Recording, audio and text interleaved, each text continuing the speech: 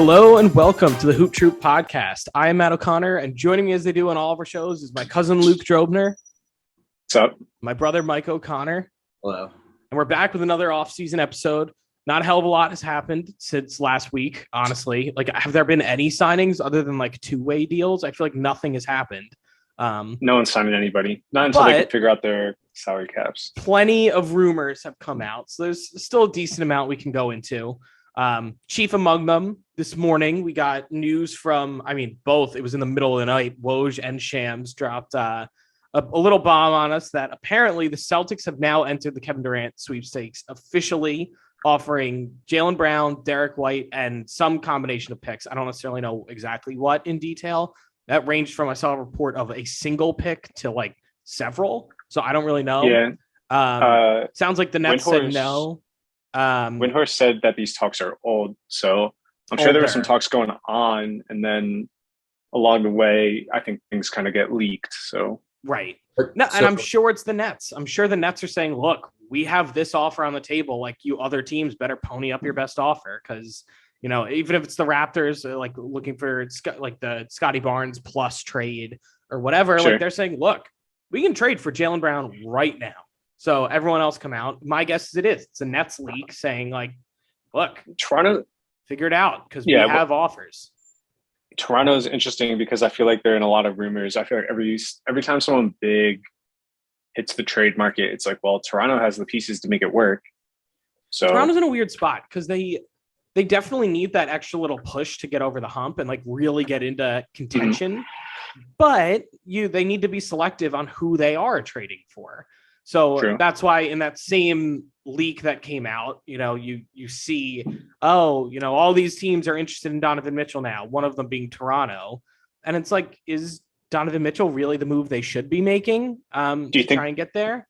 So do you think Mitchell would be an upgrade over Fred VanVleet? If you could move Fred VanVleet and a couple of your young guys not named Scotty Barnes and maybe a pick or two for Donovan Mitchell, would you do that? Not that doesn't sound like what Danny Ainge even wants. That's where the issue is. It's about the picks. It's all about the picks, and that's why, I don't know. Scotty Barnes would probably be the youngest asset, where it's like, okay, this still fits that general pick timeline because he's only in his second year.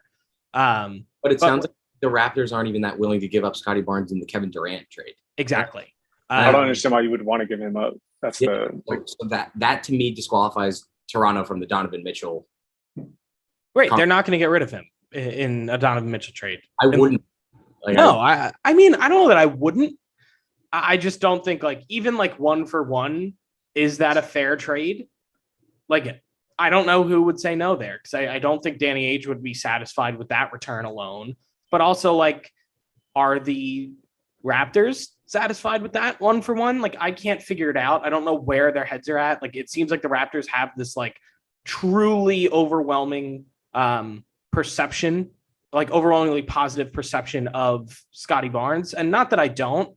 I think they definitely value him higher than I would. So I don't know who's going to say no in any of those conversations. It sounds like everything honestly is just at a stalemate right now. Because both, the Nets in the Kevin Durant trade and the Jazz in the Donovan Mitchell trade have just asinine asking prices. I also, a lot of these larger market teams are kind of controlling the trade market too. Not just the Nets who are trying to trade KD and Kyrie, and I don't even think the Jazz so much are controlling the market, because it's a question of whether or not they actually want to move some of the pieces they have on the roster. I think they're just kind of looking for deals at this point. And if they get the right deal, they'll make the move. But it's also the Lakers who are unwilling to make any type of moves. Let's say the Lakers finalized a trade to send Westbrook to Indiana for Buddy Hield and Miles Turner. That kind of takes them out of the Kyrie sweepstakes, right? And then no things kind of open up for him. Right, that's what I mean. No one else is trading for Kyrie, so that gets all shut down. And then it's well, if we have to keep Kyrie, does Kevin Durant want to stay and things like that? So I think a lot of what's happening is Brooklyn trying to ask for this ridiculous package back, and no one has the resources to give them what they want. And I think most of that is because I think Brooklyn's here, look, you can have Kevin Durant, but we want everything else. You can have Kevin Durant and cripple your entire franchise, both the future and right now, or you could just not have Kevin Durant. So I think Brooklyn's making it impossible for Kevin Durant to get moved. And I don't think anybody wants Kyrie. And I think that holds everything up. It sounds like Kyrie is probably, I mean, he's made it known to the Nets organization that he wants to play the thing out. Apparently, is what's coming out today, is that it's not like he's really actively seeking a trade. When he opted in, it was to play there. I have not gotten that extra piece of information that I don't think anyone has as to whether or not that influences Kevin Durant's decision to be also, there. Is it crazy to say, or do you just take it on face value that that's true? I think he's saying what he has to say. Like, that's who else is going to pay him? Like, he needs to go revive his image and being like, I'm committed to this organization for at least a singular year, go play 65 games, then he'll probably get a contract. So then, yeah, I agree. If I'm the Lakers, then why don't I do the rust dump?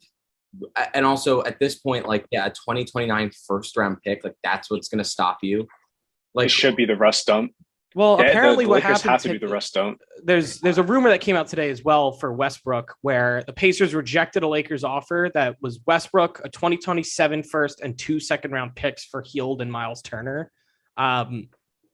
I don't know if I'm the Lakers. Are you giving up more than that for those two? No, I don't know that I am. It's retooling the roster. The Lakers with Westbrook will not make the playoffs. If they get rid of Westbrook, they will make the playoffs, right? And so, like, now is not the time to get stingy with your future picks, especially because your window, like, if you can't get LeBron into the playoffs this year, like, who's to say he wants to come back next year? He'll just go somewhere. Like, him and Kyrie can go team up wherever they want, right? So if you want to keep LeBron in LA, which probably increases your chance of getting Kyrie in free agency, but also, you got to make the playoffs this year. Dump Russ, and if you don't win a championship this year, that's okay. If you can retain AD, if you can retain LeBron, and you can bring in Kyrie in free agency. By the way, you picked up Miles Turner, who can shoot. You picked up Buddy Hield, who's proven to be one of the better shooters in the league. You have a solid roster for next year. Yes, this feels like a no-brainer. And also, this is a crazy thing to say, but I think stranger things have happened. Who would ever bet against the idea that LeBron could win next year with Buddy Hield and Miles Turner? I don't know if they can win. I think the Clippers are going to be unreal. I think the Nuggets are going to be unreal. But I still think you look at the best duos in the NBA, and realistically, LeBron and Anthony Davis is arguably it. I'm going to say, like, assuming healthy across the board, across the NBA, everyone stays healthy. That is the best. Harden. That is arguably the best duo in the NBA. Arguably. Embiid, Harden. No. Well, Harden has to prove he's in shape. Because honestly, we haven't seen him, like, in shape in 3 years. If Harden can drop 16, 6, and 8 a game with Tyrese Maxey being a 20-point per game scorer and Joel Embiid playing 68 games, they're easily the best team in the East. Fair. I mean, I don't necessarily disagree with that, but I think a lot of that hinges on how Harden looks. You know, I don't. Yeah, Harden has to look good. I think Harden has to mesh with what they have going on in Philadelphia. And don't get me wrong, I think Harden's going to come out. He's going to look so, and that's why I give the Bucks the chance to win. And obviously, in a 7-game series, anything can happen, especially when you know how motivated Giannis is. But when you want to talk about building a Giannis wall, you can't argue that the Sixers are not one of the best equipped teams to do that with PJ Tucker, Tobias Harris, and Joel Embiid. All of them are big bodies. Sure. They have the resources to build a wall. Chris Middleton. I do. You put the right guy on Middleton, I think everything will be okay. If they retain Thibault, why not run a lineup with Harden, Thibault, some shooters? I think as of now, like, honestly, just looking at the way the rosters look across the board, and obviously there is going to be this second wave of free agency as soon as all these trade decisions are made, whether they keep these players that get traded or not. But as of right now, looking at the teams, let's assume the Nets stay the same. Let's assume the rosters are what the rosters are. I think it's really between the Bucks and the Sixers in the East. I think there's definitely a drop off beyond that. Like, I don't think anyone else is a legitimate title contender outside of those two. The Heat and the Celtics. You legitimately think that they have a chance to? I'm saying, assuming health across the board. Yeah, I don't. The Celtics won't make it back to the finals next year. I think they could. I'm doubtful. They could, but they won't. It's going to be like the Suns. They're going to have like a heartbreaking second round loss to the Heat or Sixers or Bucks or someone like that. I also think something. I don't want to just like undersell this because maybe it is old and maybe it is the Nets just trying to stir the pot, but the toll it's going to take on Jaylen Brown to hear his name in trade rumors after being such an integral part of them making a championship run, like that's gotta suck. He cannot feel committed to that organization if they don't smooth this thing out. Like, I really do think that could have such friction in the locker room. Like, he's a really smart guy, and I, even without knowing him as a person, I feel like I can place my trust in him. I don't think he's someone who's bothered by these rumors. I think he can just kind of. You sent the tweet today, the SMH. Yeah, he said SMH, but we don't really know what that means. That could just be him joking around. He's in the Players Association. He understands how this works. He made his money. I don't think he's mad, but he's probably disappointed to hear his name. But I don't know. I am very skeptical that, like, I almost think like part of the Nets doing this, like, yes, I said before was, yeah, they're going to go out and like, they're going to try and get other teams to pony up, which makes sense. But I also think there's a degree of sabotage in their doing this where it does. I think it absolutely affects a locker room. Major guys, when they hear their name in trade talks, get flustered. Not comforting. They get flustered and they generally build up a distrust with the organization. We've seen it time and time again when this happens. And then, you never know. Jaylen Brown's a free agent in 2 years. Who's to say he's not like fed up and walks? Oh, yeah. I mean, anybody can walk at any time. I think you run that risk anytime. Especially putting their name in trade talks, though. How do you know? But it could also just, like you said, it could be the Nets just trying to stir the pot. It's important to mention that Brooklyn and Boston are in the same division. Maybe Brooklyn's trying to, cause some ripples and one, try and get a better trade package, and two, maybe, put some thoughts into Jaylen Brown's head and kind of destroy the Celtics seasons here. But I don't know. I have a feeling that Jaylen Brown is going to be okay. He's going to come back. He's going to be happy to play Boston basketball. I think him, Smart, and Tatum make a good trio. I think they just need to continue to develop together. Well, that's the interesting piece of the trade rumor that did come out, was apparently when the Nets said no, they wanted Marcus Smart thrown in as well, which I guess does make sense. Like, they are asking for a lot. I still feel like if you're the Celtics, you do it. Jaylen Brown, Marcus Smart, Derek White, and fodder. I think I agree, which is kind of crazy. I totally agree. I know that's like a lot. It's a scary trade to make, but to have Kevin Durant on your team for 4 years, I don't know. With Jason Tatum, and you're going to have Malcolm Brogdon too at point guard. The issue is if you don't do this trade, you're still holding on to that hope that like Jason Tatum is becoming what he's supposed to. And that's what everyone keeps saying in the finals, and that was supposed to, but it hasn't happened. Also, I think Jaylen Brown's so good, and the reason he's in these trade talks is he's very good, but also the reason he's in these trade talks is because he's not that. Right. So if I think trading for Durant signifies that the Celtics and Brad Stevens have come to the conclusion that the two of them, it's not necessarily the fit. It's just that we don't have like the winner. We don't have the winner guy. Matt and I were talking about this before we started recording. When the Raptors traded DeRozan for Kawhi, it was the number one guy on their roster. It was the Raptors team was run by DeMar DeRozan. When you needed a shot, it was DeMar's turn.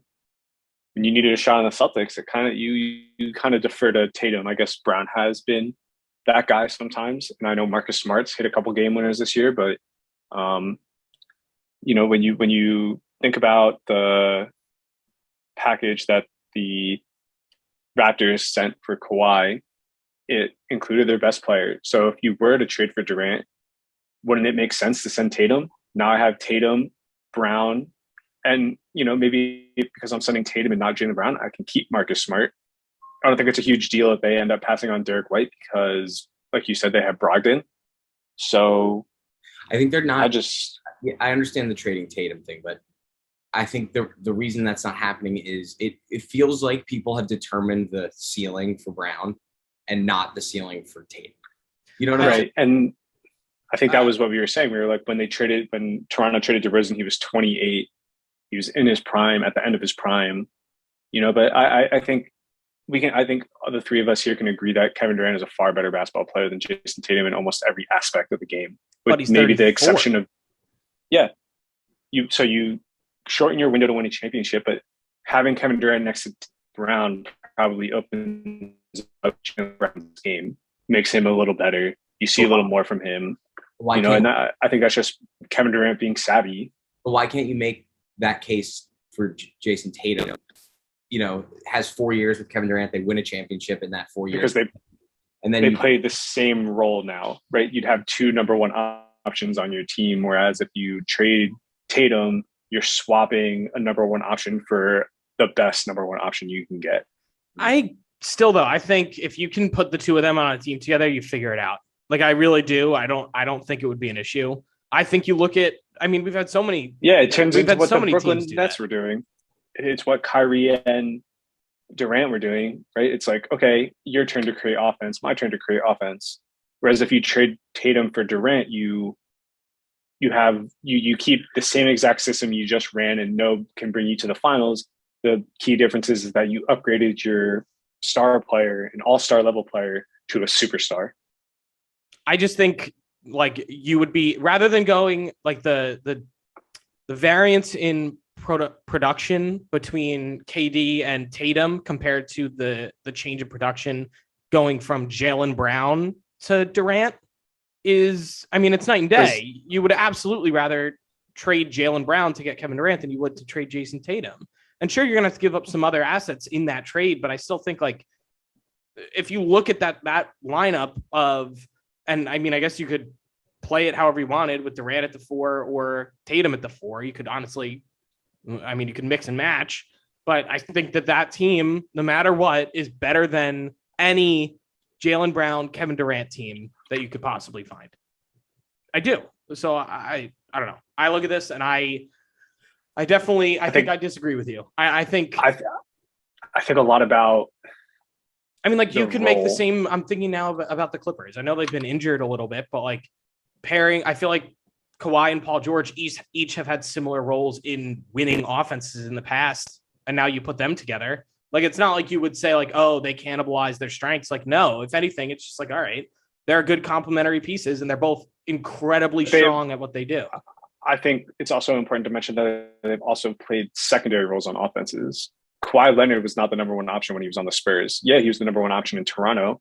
And you can argue that he's the number one option in LA, but he is comfortable playing a secondary role. Tatum has never really played a secondary role to anybody, I don't feel. When he was really young, when he was a rookie. He kind of did in those early years when they had, Kyrie, Gordon Hayward. Like, they had other guys in the room. Gordon Hayward barely played with the Celtics, but...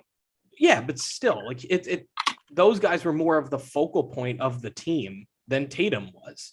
And then Tatum kind of slowly worked his way up. They brought in Kemba to try. That was a failure, but they at least did. They had other guys, other veterans who were at least outwardly seen more as like a leader than him. And then now, he's played enough years kind of as this like secondary piece to then accept this primary role. So I actually, and I truly think too, as like a long-term view, putting Tatum next to Kevin Durant just to learn from him, even if they don't win a championship, that benefits the Celtics long term, because he would get so much experience from being next to Kevin Durant. He would learn so much in the 4 years they had together.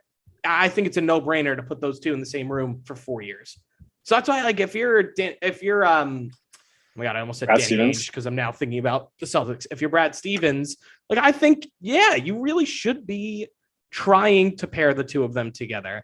And obviously, yes, you do need to consider the opportunity cost of, you are going to have to give up Jaylen Brown, arguably more. Like, Derek White, I think, is expendable. I'm not like that upset trading him. I know you just got rid of a Derek White is 100% expendable. Right. Sure. Maybe like 2 or 3 picks in addition or something like that, which hurts, no doubt. I still think it makes sense. I really do. I don't think they can give up Smart. I do. I think that's where the trade hinges. And maybe you have to bring in other teams or something to get it done. Like maybe there are other avenues for this trade to I think if you really want to be a championship level team, you need a defensive specialist. You need someone who is there to play defense and shoot threes. And when you think about like a Draymond Green or, that's the type of role you need. You need one of those guys, and Marcus Smart is that guy for them. When you think about teams that go far, like PJ Tucker made a huge difference on the Bucks championship team. Hear me out. Jay Crowder Time Lord is on a lot of. Go ahead, Mike. Well, the workday pod, sometimes you get the work call. Good. So Spark notes me. No, we're just going over like. I heard someone's putting Time Lord in a trade. No. I'm saying like if they do end up needing to trade Marcus Smart, I think Time Lord like becomes that defensive anchor that Marcus Smart was on the Celtics. And realistically, like you do have 2 fairly strong wing defenders in Jason Tatum and Kevin Durant now, who like I think that tandem of like their size combined, it makes up for it a little bit. I'm not saying it's perfect, but I think putting the 2 of them in the same room together is the best thing they could do. And I'll even take it one further. Let's look at Brooklyn and why they might want to do this. I don't think they're getting anyone better than Jaylen Brown. I don't. I do not think there's a player better than him. And as you just mentioned, it is so important for teams to have a defensive anchor. They have Ben Simmons, and I actually weirdly think Jaylen Brown and Ben Simmons could be a fun combination that could work together. And it gives the Nets an ability to experiment. And if it doesn't work, you know what? You ship out Ben Simmons. I just think like getting Jaylen Brown on your team gives you an avenue to experiment, to try and win now, because it's not like you have your picks. Like you are going to try and win games right now. And Jaylen Brown has shown he can do that for you. And then you experiment down the line. You make future moves. We'll see what happens with Kyrie and other assets. Like also, are we going to talk about, I guess they're friends, right? Kyrie and Jaylen Brown, but like. Are they friends? I think if you trade Durant. I guess they're on the roster together. If you trade Durant, you're trading Kyrie, is my guess. You're not going to let Kyrie stay a year and then leave. You're not. The more I think about it, though, like we're talking about like Marcus Smart and letting him go, I think you just let Marcus Smart go. I disagree with that. You just won Defensive Player of the Year. Albeit, I don't necessarily think I would have picked him, but still. Like I think Defensive Player of the Year is one of the top 5 defenders in the NBA. Yes. You don't just let that go. Walk. But you're getting Kevin Durant. So that's where it gets like, we've been saying this it's now the 4th week since he's requested the trade, but like, it's so hard to evaluate Kevin Durant's value. And so is Marcus Smart worth throwing in there? I don't know. It's hard to say. And if you take into account what you just said, like the Celtics aren't even a title threat and they were just there, like if they're not, I shouldn't say that they're not a title threat. I genuinely do think if everyone's healthy right now, I do think the Sixers and the Bucks have a leg up. Like, I think that they have enough on their roster that's differentiated where they would win 7-game series. Luke, you're freezing up a little bit. I can see Boston going back to the Eastern Conference Finals. Am I? Oh, there we go. You just came through. Okay. Yeah. I think the Celtics could make it back to the Eastern Conference Finals, but I don't think teams that lose in the finals generally make it back. I mean, it's tough. It's tough to make a title run, let alone consistent title runs, which, I mean, we can get into how incredible LeBron's 8 straight was. But, yeah. I mean, out of all the teams that I think about that lose in the finals, the only teams I could think about making it back are LeBron James's Heat and the LeBron James's Cavs. And that's because they had LeBron James. I mean, the Warriors made it back several times, but they also have like a solid core. They also got Kevin Durant for that 3 title chase. So it's a little different. But they won it, and then they made it back and lost, and then they got Kevin Durant, won it, got Kevin Durant, won it, lost it with Kevin Durant. Hurt. Yeah, everyone got hurt, and they didn't make it back until this year. Yeah, but it took some time to get healthy. They retooled their Clay roster. Got hurt. Like Steph got hurt. Clay got hurt. Steph broke his hand a couple times. Let's say Steph hadn't broke his hand that one season when he was they're not getting scoring like 35 points. They're still not making it to the finals. No, they're not. But still, at some point, you can kind of see what happened. I think obviously Steph Curry's way better than Trae Young, but you kind of see what Trae Young gets, how he gets like shut down basically in the playoffs. And I think teams would have just done that to Curry. They would have been like, okay, let's let Curry, pass the ball and, we'll make someone else make a play and that'll be that. And yeah. So I don't think they would have made it back until this year. And even then it was questionable. I think part of the reason why they were able to make it back was because some teams were injured and, some teams are injured. Some teams that were better than them got eliminated because they didn't show up to a game 7, yada, yada, yada. Yeah. So, yeah, I think they can thank a random, I'm calling it random, even though Luka's going to be good for a long time, but like the Mavs flurry this offseason, this postseason. I'm excited for Mavs basketball next year. Well, it's going to be interesting because they did lose a significant piece in Jalen Brunson. He was very. I'm not saying this as I'm more saying it as he played a huge part of their team, especially in the playoffs.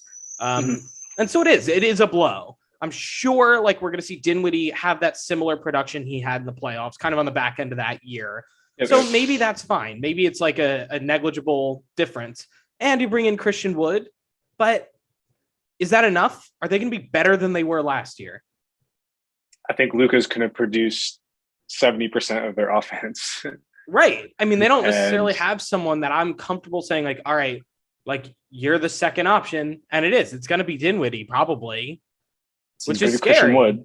Yeah, but it's going to be not in not in a creating offense type of way. He's going to be used in pick and rolls, pick and pops, post ups, things like that.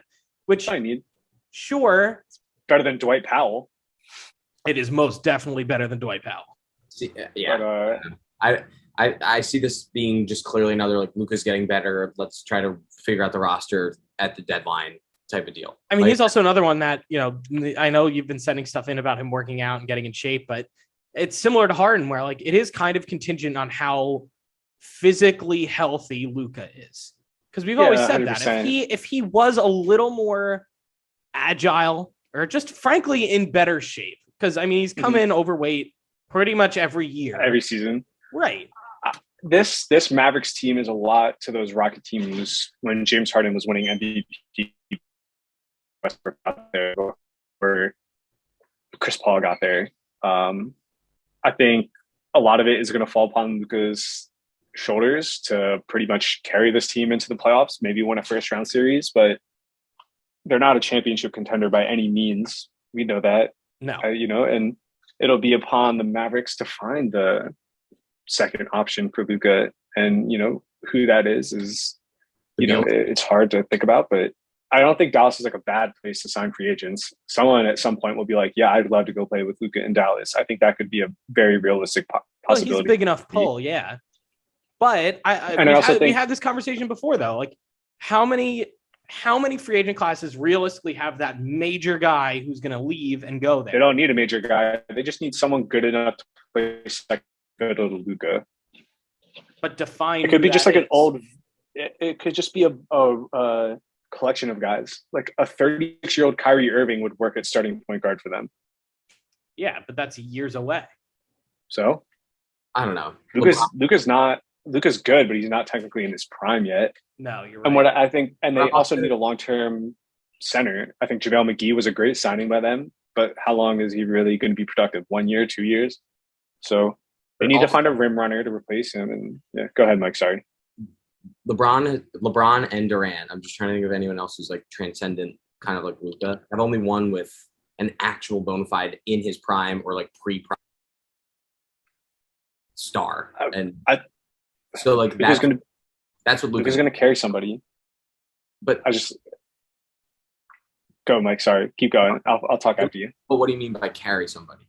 He doesn't need the best roster to win a championship. That's how much better he is than most other people. It's but he needs another all-star. He needs another actual all-star. LeBron had Kyrie, LeBron had Dwayne Wade. LeBron now has AD. You need 100% makes it easier to win a championship when you have another all-star on the team. But I think Luka can carry a bad team to the finals. And if he meets a weak opponent, if he's not playing, the greatest team in the history of the NBA, I think he could pull it off. But I think that would take a monumental run. And I don't And you mentioned it. He's not in his prime yet. So, like, I don't think it's happening anytime soon. So I think now is kind of the time to go try and get him that second option. I don't know how it becomes available. I don't know when they're going to, like, feel confident in making that, like, to pull trigger on trade or something like that. But, I mean, I think the Mavericks, like, it is an exciting new look team. He finally has that nice, like, rim runner pair, like, pick and pop partner that isn't Kristaps in Christian Wood. And so, like, I do think they are going to be good, but are they going to be a title contender? And even last year, I didn't believe it. And I still don't think I do this year. As good as Luka is, I still think they need more and like more like top level talent. Yeah. I just think that's what the NBA has become. You need that to go win a championship. 100%. Let's say Donovan Mitchell never makes it out of Utah, plays out this current contract he has. He becomes a free agent if he doesn't opt into his player option in 2025-26. Luka Doncic and the Mavs have now made the playoffs for 3 years straight, 4 years straight, 5 years straight, however many years, right. However many years they've already made the playoffs plus the next 3 years. Is Donovan Mitchell not going to listen to the Dallas Mavericks when they make him an offer? Hey, Donovan Mitchell, but he's not playing out. He's not playing out his contract on the Jazz, Luke. So let's say he goes to New York and New York can't deliver a promise to Donovan Mitchell. Does Donovan Mitchell walk from New York? No, I would. I 100%. Don't believe so. Not winning championships in Dallas versus first round exits in New York. Would rather be winning championships in Dallas. And I'll just rephrase. I don't know if he necessarily walks, but I think anyone in that free agent class, when Luka has made it 3 more times, maybe they get to the Western Conference Final. He can't get over the hump, but he's amazing. I think any free agent would take the meeting. Would take that. Not to go Dallas back is a big market. Meeting. I don't know. Not to go back to my... You got to take the meeting, and they're going to attract one guy. One guy's going to say yes. That's all they need. Not to go back to my conversation about what these trade rumors do to Jaylen Brown, but he's the type of guy I could see doing it. Leaves in 2 years because he's fed up with the Celtics and like the trade rumors and whatever.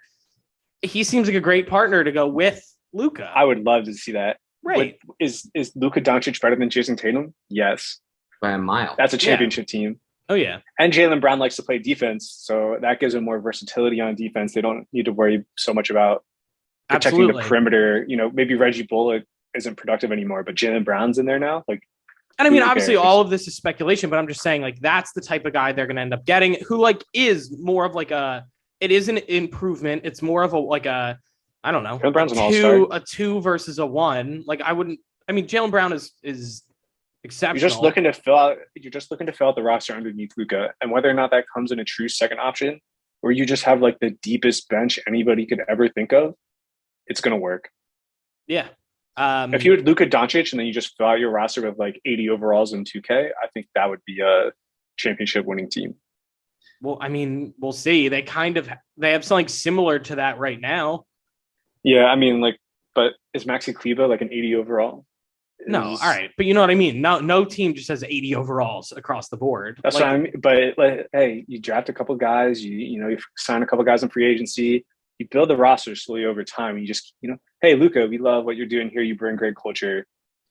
I think they're going to need to show him a little like that they have something going, because as of right now, they lost their point guard and they brought in like a Christian Wood who's like good but not proven. I think the mentality of some of these guys not from America is different than some of these guys who grew up here in basically a money machine, where like they're on Sports Illustrated at 16 and their AAU games. Like Zion Williamson, it's been about the money for a long time. But I look at Luka, like we've not saying that Zion Williamson's a bad guy, not loyal. It's like Giannis, right? There's all these like, oh, Giannis isn't going to sign the Supermax with the Bucks, but we all kind of knew he would. But they traded for Drew Holiday. They made the move to say, hey, we're committed to you. Like, I also think in this day and age, anyone would lock in the Supermax and then just demand a trade. Like, yeah, true. Like, I don't see the downside. Like, I also feel that Luka being mentored a little bit by Dirk would help a little bit, because Dirk was there within Dallas' career, 20 years, never thought about leaving, and so Dirk got his ring. Dirk's going to come to Luka and say, like, look, they will do it for you. Just because Dirk stayed doesn't mean he's gonna. If the people I look up to tell me to stay, or, show me how to be a franchise legend, I wouldn't be shocked if at some point, like, it does kind of come to like a boiling point where the Mavericks need to show him that they're ready to make like this huge move to win with them. And they tried it with Kristaps, I guess. And that obviously backfired. But after this year, like, they are going to have their picks moving forward. So, like, I look at it and I think they are in the next few years going to have to show Luka that, like, all right, we think right now we have a window to win with you, and we're going. How much accountability does Luka take? That's the other question I want to ask. How much, like, okay, we lost in 7, we lost in 5 to Golden State. How much of that does Luka put on himself rather than the organization? I think none of it. I think he puts a lot on himself. I think we mentioned it. Just get in better shape, and you're just going to be better. I think that's it. I think he puts a lot on himself. But I don't think it's anything else than he's bringing misfit toys to play the Warriors. Like, that's kind of what. At least, like, when LeBron left Cleveland for the first time, LeBron could say, like, okay, I've done everything I possibly could. I worked on every aspect of my game. I'm in the best physical shape of my life. Right? The organization has failed me. Until Luka has reached that point where he said, I've done everything I can possibly do to try and win a championship by myself, then he can say the organization has failed me. But how far does Luka need to go to say that in his mind? How, like, here he is, right? He's trying to get in better shape. At what point does he say, like, I'm in the best shape I can possibly be in? The Mavs are the ones who are failing me. A couple years, and he's holding his end of the bargain and getting. That's my point. That's my point. Is, like, I think it is a couple years from now and playing 80% of the season. You know, like, I know he doesn't have the problem of not playing, but, like, what if that starts happening? You know, like, he gets injured a lot, but I think he gets injured a lot because they like to be cautious with him. Well, you have to be. I mean, as long as you can get him in the playoffs, like we've seen, you're capable of pulling off some upsets and winning series. So, I mean, I do generally agree with that. I think you totally need to be very, very cautious. Same thing with, I mean, the way that the Pelicans are handling Zion. Like, there are guys that you just have to do that with. He's one of them. I don't know. I think this Mavs roster is better than it was last year. I guess you don't have Jalen Brunson, but I'm not super upset by that. I think they have more balance. I think they make up for what they're missing from Brunson with a rotation of guys. And I do. I think you're counting on Dinwiddie to step up and be more of his former self before he got hurt. We did see flashes of that in the playoffs, but again, he looked terrible on Washington before the trade. And honestly, even some of the early games with Dallas. So I want to see what the guy they drafted, Jaden Hardy, I want to see what he looks like. Yeah, and again, you can't put too much pressure on a rookie, but yes, I mean, absolutely, he could be a solid bench piece for them. I mean, they're going to need bench scoring. That was a huge issue for them in the playoffs. So he could be. I think their bench scoring was a problem because they don't really have scorers off their bench. They have defenders. So, and like it all runs through Luka, right? It's a pick and roll, and then he throws the perfect pass to the perfect player at the right time. Then easy 3, easy dunk, something like that. So yeah, I don't think they have a lot of creators on their team. So obviously, like you said, Dinwiddie, but Jaden Hardy's also a little bit of a creator, and I think he might not be the most consistent, but if he can just have like a couple of games here and there where he puts in 20, I think that can help Dinwiddie a lot because, you know, Dinwiddie can't always go for 20. No, I would be surprised, but that's also what leads me to say that they need that second star. They need that other guy who can really shoulder a consistent offensive burden. So I do think they are eventually going to need to figure that out. If I have 3 guys averaging 15 points a game behind Luka, who's averaging 26, I'm pretty comfortable with that. Yeah. Dinwiddie would. Dorian Finney-Smith might be able to average 15 if he gets the right looks. I don't think he will. It'll be like 10. Yeah. I don't know. Look, just, you can put me down as a skeptical Mavericks onlooker, but I don't necessarily know if I buy it. Davis Bertans could definitely pour in some. Reggie Bullock. I mean, they got shooters. How many points per game is Tim Hardaway Jr. going to score? I don't know. He's a chucker, so it's going to be inconsistent. I don't think this Mavs team will look like this for half a season, maybe the whole season. I think they'll continue to try. I mean, they're a team that screams like deadline activity. So they only have 14 guys on their roster. I feel like that's a little low. We're also not counting the fact that Frank Ntilikina is back for year 2 in a Mavericks uniform. So what about a Bradley Beal? Factor that in. Bradley Beal would be so huge on this Mavericks team. He's going to get traded, I feel like. So maybe try to figure out how to salary match that. And I don't know. I think it's a lot like Damian Lillard. It's just like, how do you salary match it plus give the right package without crippling your franchise? Because I don't know. Yeah. I don't know. If Damian, I don't know.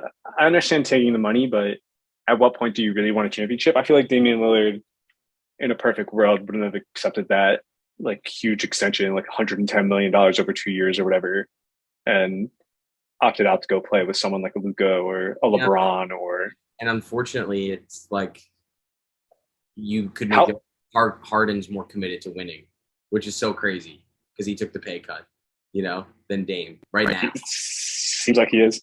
It's ridiculous. But how insane would that combo be? But it's a different amount of money, and then I think Dame is doing the thing that you were talking about. Like, at what point is it the organization is failing? And I think Dame has that narrative cooking and could use it if he wanted to, and he's not. The organization has failed Dame. They've never tried to move CJ McCollum in a productive way to compete for a championship. No, and they should not. And they should have just done it. And then to bring it full circle, did the Celtics just do it? Do they sacrifice the Celtics? Do they sacrifice their CJ McCollum? Do you move your technically your number 2 to just do this win now thing? I think yes. Part of me. I don't think Kevin Durant's a number 2 option. That's my problem. No, but I don't think that necessarily needs to happen. I know it's like everyone. Sure. I don't know if everyone's worried about the fit, but I think I'm not worried about any fit with Kevin Durant. No, at all. There's literally not one team in the NBA that I literally could not find an issue anywhere. There's not one team. Scalable. And again, it might be all super stale, and this might have been a month ago and it's not being talked about anymore. But as far as a home, the only other place I would have seen a nice home being and put it along with the Jaylen Brown thing is the Pelicans putting away some sentimentality around Brandon Ingram and doing Brandon Ingram and a bunch of picks. I think that would have been a good home, but this Celtics fit to me as far as each team getting what they deserve seems to make a ton of sense. Also, if you think Jaylen Brown is pissed off enough that he's technically not safe, which probably sucks for someone like him because he is an all-star or most of the time is an all-star. I think he's a one-time all-star. But before he wants to leave, why don't you get Kevin Durant for him? If you think that's going to happen. Maybe that's not the case, but I don't know. Or is he going to leave until his part of him leaving is throwing his name out there in the media saying he's on the trading block, right? If you had kept things quiet, there's probably no relationship issues, and there's probably no relationships issues right now. But you know, it's like Gordon Hayward. Gordon Hayward was happy to play out his second contract for the Jazz, but you kind of knew you get value. He was upset. They let him walk. They let him sign with the Celtics. Yeah. I think they did him dirty in restricted free agency. Right, but I'm also just saying I don't necessarily think teams now view it that way. You're not going to let anyone walk. Teams would much rather get anything back than let a guy walk. So why not immediately become one of the best teams in the East? Right. Yeah, but what I'm saying is was it a definite fact that Jaylen Brown was going to walk no matter what? No, but we're saying all of these rumors that come out, how do you know he doesn't sour? Especially now. Now that these rumors are out, he might be souring, right? And then at the end of his contract, you might say maybe we should trade him, right? But so why not just do it right now for Kevin Durant? You have a chance at Kevin Durant for 4 years of really, really productive Kevin. Nets gotta want that offer. And again, if I'm the Celtics, I don't want to part with Marcus Smart.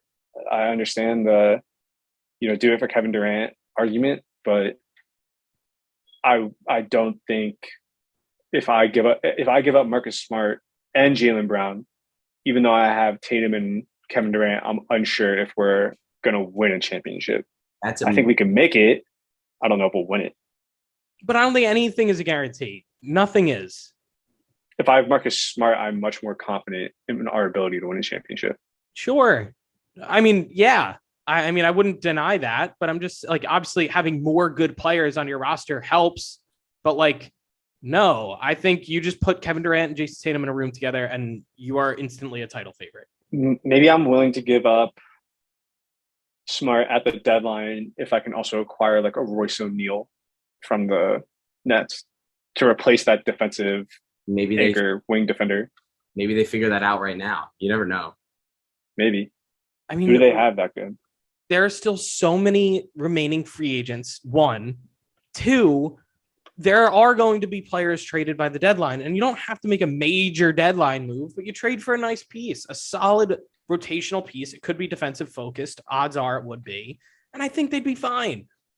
I think that trio of Brogdon, Tatum, and Kevin Durant would be unbelievable. Sprinkle in whoever the hell else you want on that team. It doesn't matter. You're still going to have Time Lord at center. Like, that team's good. That team's really freaking good. Horford on a 1 year or something, or whatever you have him. Even like old ass Horford, I think would still be really good on that team.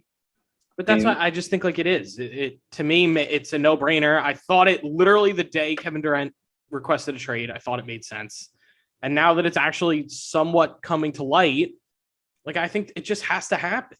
So if we're recording once a week, there's no the trade rumors have been very, very, very little and very quiet around NBA Twitter. Trade watch, like where right now, as of this week, as of this Monday, what do you think? Where do you? I don't think anything's happening this week. Do you think anything? Nothing. Do you think anything? Nothing has to happen. I don't think anything's going to happen. Like training camps don't really start until the end of the summer anyway, like end of August into September. So you think we're sitting until the end of August without any movement? I don't know. Maybe there's going to be no movement. KD and Kyrie will not get traded. There's a possibility that Donovan Mitchell gets traded to New York. I think before the season, Mitchell's traded, whether it's New York or otherwise. I think it does happen because the Jazz can't afford to really keep him on the roster into the season. That said, like I still do think that all of these teams are going to let time pass. They're going to see if someone gets desperate to get something done and offer something more. My guess is no one will, and then we'll see from there. But they're going to hang on as long as they can with their high asking prices to see if someone will just suck it up and meet them. And until then, nothing's going to happen. I just want to mention some of the free agents here by points per game. Miles Bridges, who's not going to get signed anywhere. Collin Sexton, restricted free agent. I know the Cavs offered him that 3-year, $40 million, but he doesn't want it. Yeah. Dennis Schroeder is still available. Carmelo Anthony, Montrezl Harrell, who will probably get community service for whatever drug charge he was receiving. Right. LaMarcus Aldridge, washed. I don't think he'll get a good contract anywhere. No. Frank Jackson got his team option declined. He could be like a solid reserve point guard. DeMarcus Cousins, Isaiah Thomas, Lance Stevenson, Jordan Nwora, who I liked on the Bucks, Markieff Morris. There's not a hell of a lot out there. There are guys here, but I mean, you could sign some like the garbage the Lakers didn't re-sign, like Wayne Ellington, Avery Bradley. But I don't know. If I hear Carmelo Anthony's name come out of your mouth in that sentence, I'll end this podcast and riot. I mean, Carmelo Anthony is way better than those guys, but Blake Griffin, I don't know if anybody wants to sign him. I don't know why you wouldn't, though. I mean, like, he's not good, but like as like a backup reserve center, you could just say like, we're not playing you tonight. Like, I don't know. There's upside there. Yeah, no, if I wanted to rest my starting center and bring him in off the bench for 20 minutes, I think that'd be a good option. Yeah. Don't you think Valencia? Don't you think Sexton? Dangerous game. I think he only deserves that contract. Like, well, he's athletic scorer. I don't know. He's an athletic scorer who just tore his ACL. So I'm not confident he comes into next season looking like his old self. And saying that, how much time do you need for him to get back to his old self if he ever gets back to his old self? And even then, when he was playing, I think there were reports of Collin Sexton's teammates like, I don't like playing with him. Not liking him. He doesn't understand it. Yeah. So I don't know. He's such a complicated player. He's obviously going to get a contract somewhere, but I relate him to like a Dennis Schroeder who's kind of had a hard time finding a home anywhere just because he's a little bit of a diva. And, I think you kind of have to understand your role, especially as a smaller guard. It's just, it's tough. So. Sure. In other news, I'm trying to think of, what I wanted to talk about too was in the reports that came out today, just of like and this seems in the same way that I think the Nets put out that news as like everyone pony up. The list of teams interested in Donovan Mitchell came out as well, along with the Knicks was Washington, Miami, which we knew, Toronto, Charlotte, Sacramento, and Atlanta. That doesn't change shit. None of those teams can offer a good pack. None of those teams can offer what? Atlanta can't do it. Atlanta definitely can't do it. What is Sacramento going to trade? That's what I'm asking. So E's someone like me who doesn't understand what they have in their arsenal. Tell me why I shouldn't be afraid of this report. Well, Atlanta just traded 3 first-round picks to get DeJounte Murray. So you're going to have Trae Young, DeJounte Murray, and Donovan Mitchell on your roster? Spare me. It's not happening. It's just not. Sacramento, no. Like, I guess you would trade Davion Mitchell and picks and whatever, but, like, is that enough? Like, are you going to trade Keegan Murray? They're probably not going to want. They're not going to want to. But yeah, probably. Would you trade Darren Fox? Darren Fox for? Yes, I would. But I don't know that they're going to. I think they're trying to do De'Aaron Fox, Donovan Mitchell, and Sabonis, which I actually don't hate together. But I still don't. I mean, you would probably have to do Keegan Murray, Davion Mitchell, and picks. Do the Jazz want that? Do they want Davion Mitchell? Davion Mitchell isn't young. I mean, how old is Davion Mitchell? He came into the league. Now let me look up exactly after sophomore year. I thought is he not like 24, 23. 25, 23? All right, he's going to be 24 this upcoming season. Right, not terrible, but that doesn't fit your picks rebuilding timeline. No, but he's not going to win you games. It's not like he's like great, but let's say he averages 15, 4 and 4. You might be able to trade him for a pick or two here, down the road. Yeah, I don't know. Package, right? So I do think if Keegan he puts Murray up garbage is time numbers, why not? Keegan Murray would be an intriguing piece, but are the Kings willing to do that? I don't know. And then, on top of that, they'd have to give up all their picks, which teams are only eligible to trade 4 of their own. And that's a good point. I don't even necessarily know if the Kings have all of that at their disposal. I don't know if I'm forgetting now what they gave up in the Sabonis trade in trading Halliburton. I don't think it was much because they got rid of Halliburton. Right. So I don't remember because I know there were additional pieces involved in that trade. It wasn't just like a swap. But that also give a little bit of a hint as to what they'd be willing to do. Like they gave up Halliburton for that.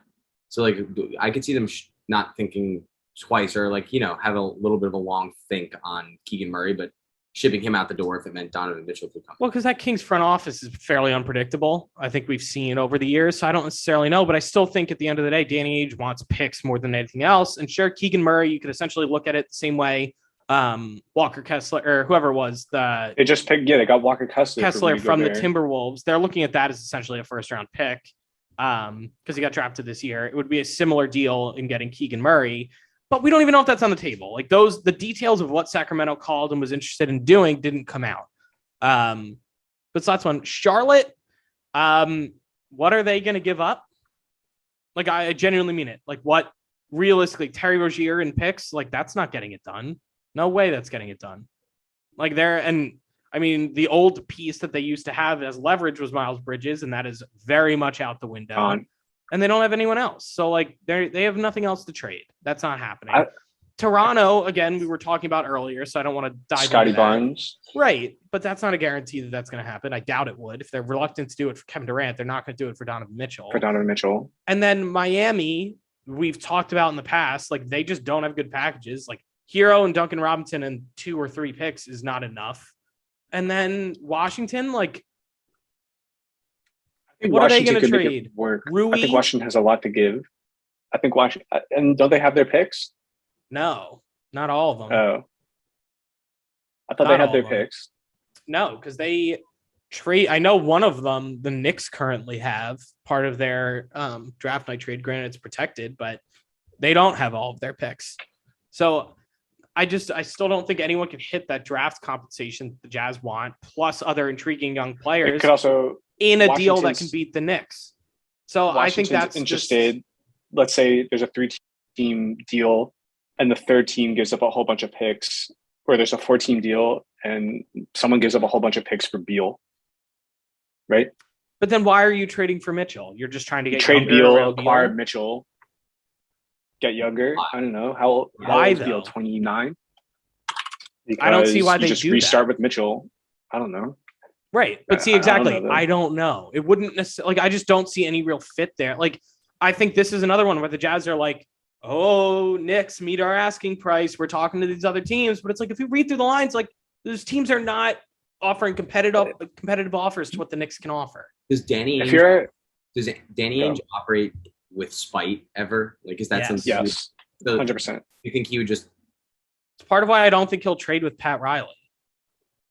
Honestly, like, I don't think he would send Donovan Mitchell to Miami. So I'm starting to think on principle he doesn't want to send Donovan Mitchell to New York. It's not true unless he gets his asking price. I think he's willing to do business, but he probably wants to see a certain type of packages from certain teams. Yeah, I think that is why we're just going with the size of the package rather than like, what if Danny Ainge says, you know what, Keegan Murray and like 3 picks. I don't think that's enough. It doesn't sound like it would be, but what if he's like, yeah, rather than send him to like Leon Rose has been the thorn in my side for a month. Like I think I don't know. I think certain teams have certain assets, and if you're Danny Ainge, you know what that team can offer, and it varies by team, right? So if I go to the Knicks, I know exactly what the Knicks can offer, and I want to see, I want the Knicks to offer 70% of what they have to offer. And then the Kings, I know what the Kings have to offer. I also want to see 70% from the Kings, right? So obviously 70% for the Knicks means draft picks. It means young players, right? When you think about the Kings, it's like Keegan Murray, some picks, maybe Davion Mitchell, right? Like, so it's about getting the right 70% from the right team. And who knows? This is what's scary and leads me to think it doesn't seem like it's aligned in the stars that he's going to go to the Knicks. I think if any of these guys are going to get moved, it has to be like a huge 4 or 5 team deal where assets are going all over the place, because I think some of these teams have held on to their stars who have an unreal amount of value. And I think some teams have a lot of picks, but those teams, like the Lakers don't have any assets, but they could trade Westbrook for something and try and make a deal that way. But I just think this is all going to continue to drag out. I think there's far too much uncertainty and teams are unwilling to pull the trigger because of it on a lot of these moves. So, like, I get tired of speculating, honestly, because, like, what are we doing? We've been saying things for 4 weeks and nothing has changed. And so, like, no, yeah. I mean, like, and the closest development we have is like, oh, now the Celtics are intrigued. Like, that makes a lot of sense. Like, oh, the Suns are now out of the conversation for Kevin Durant. Like, it's going to happen freaking slowly. And then it's going to feel anticlimactic when it does finally go through. Yeah, it's just ridiculous. I know. I feel like it always goes like that. We see James Harden show up overweight to training camp and like the first couple games of the season, and the Rockets then finally trade him. We're like, oh, yeah. Yeah, I mean, we knew it was coming. It's just like we're waiting for it to happen. We know what the best suitors are with the best packages and whatever. We're not going to officially know what's up for grabs, but the second you hear like, oh, Kevin Durant to the Celtics, like we're gonna be like, whoa, and then like it's like, okay, but we've been thinking about that now for a month. So like that's just how I look at it. Like this is now the period where it's like, oh, that's a cool idea.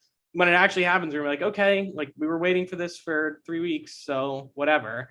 I don't know. I'm getting antsy because I want to see this secondary market. We were talking about it earlier, like looking at what teams are actual contenders. Like there's still so many good free agents available that like teams are going to shore up their rosters, but we're just stuck in molasses now trying to get there.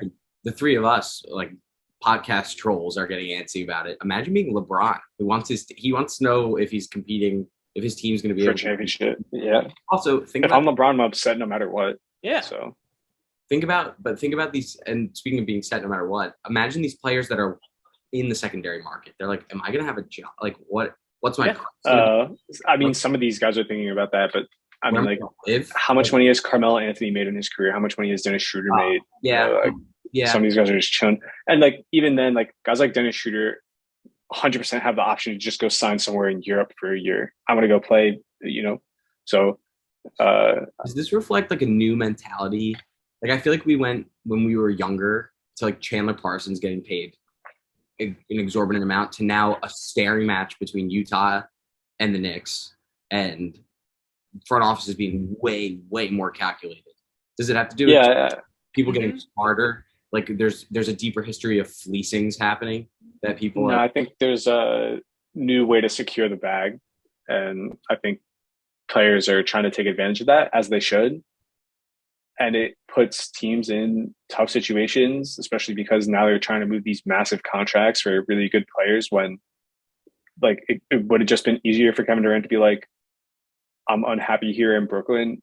And then he becomes a free agent at the end of the year and goes and signs wherever he wants. Instead, it's like, of course, I'm going to take the $50 extra million that you can pay me. Oh, by the way, trade me. Right.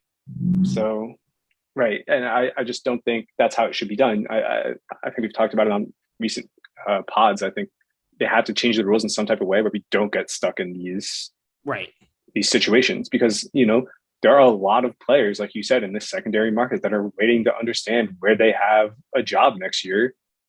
And we can't have 4 or 5 guys at the top of the league holding them up. You just can't. It has to be equal. All players are the same in the eyes of the league, you know, whether or not you're getting paid $50 million or the, you know, minimum. So something needs to be done where these contracts can get moved. There has to be some type of clause where players can opt out, you know, without the team being penalized, you know. So something has to change with the way these contracts and the players get paid. Yeah, I mean, and we'll see what happens with the next CBA. I mean, it's just, for the time being, this is the world we live in, and we have to operate under these guidelines. Yeah. But it's imperfect and it's frustrating.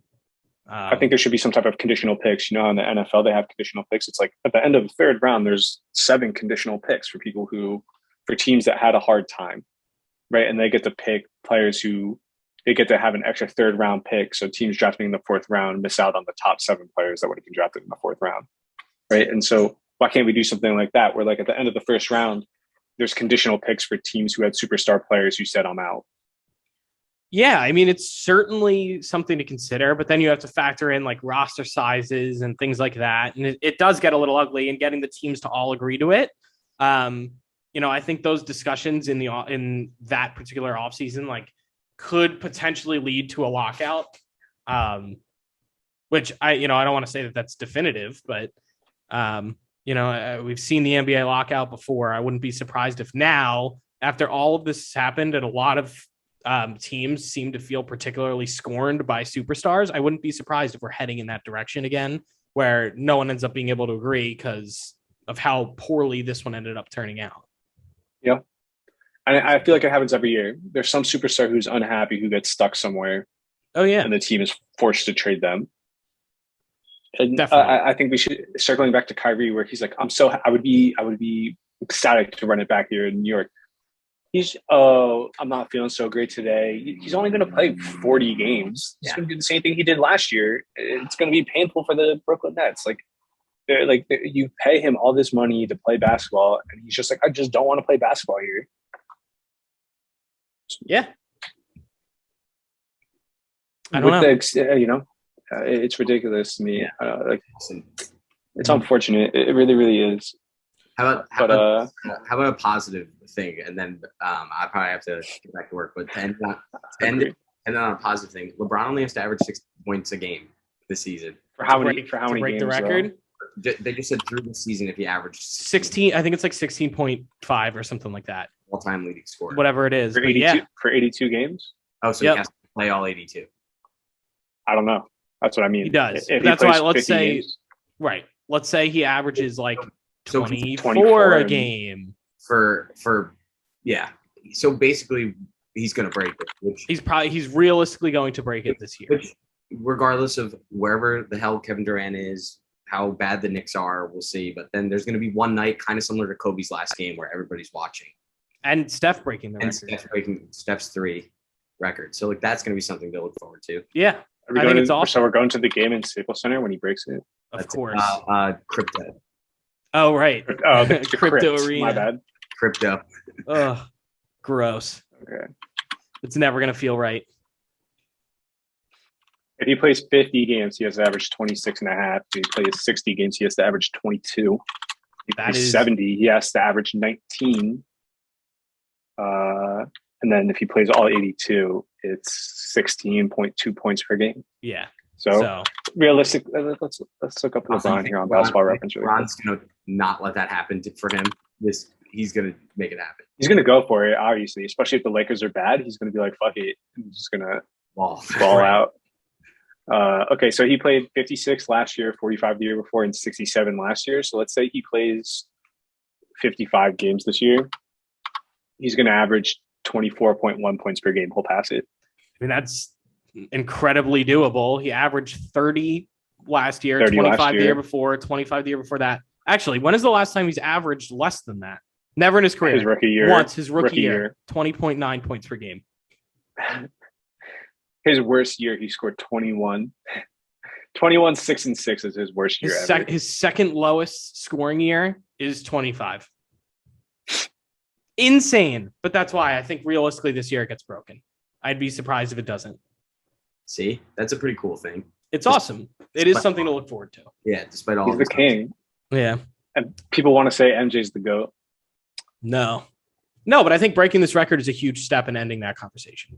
So yeah, it just has to happen. If he gets another ring, conversation debate over.